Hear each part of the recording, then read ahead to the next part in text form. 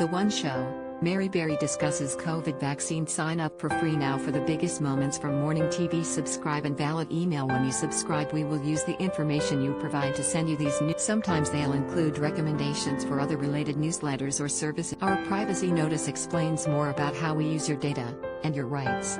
You can unsubscribe at any. 80-year-old Mary Berry's sensational baking talents put her on the map for many years, so naturally at home she owns the kitchen. But with lockdown leaving families separated for fear of further spreading coronavirus, Mary has had to adapt her usual cooking strategy, which usually covers her extended family, and has learned to prepare a cut-down version just her and husband Paul Hunnings, something she admits feels very. Normally, the Kitchen Whiz is joined by her son and daughter and 5 grandchildren, but sadly for the moment that's all changed, as it has for everybody across. But from time to time she will cook a big batch of goodies and drops them off on her children's doorsteps, and has returned to an old favorite of hers, stewed beef with pickled walnut. Mary also isn't impartial to food preparation either, freezing the remainders of her larger meals to save for another. But while she's trying to adapt to this new way of life, she confessed it's been difficult not seeing so much of the family. I think that we're very lucky in this day and age to have all these different forms of communication, she said in a recent interview. And because I'm quite ancient,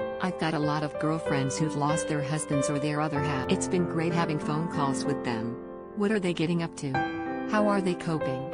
The Best Home Cook host continued to explain she has a little daily routine to keep herself busy, something she wouldn't have had time to do before COVID. I've made it quite a task each day to ring somebody and have a long chat, Mary explained. I never would have thought about doing before, because there wasn't time.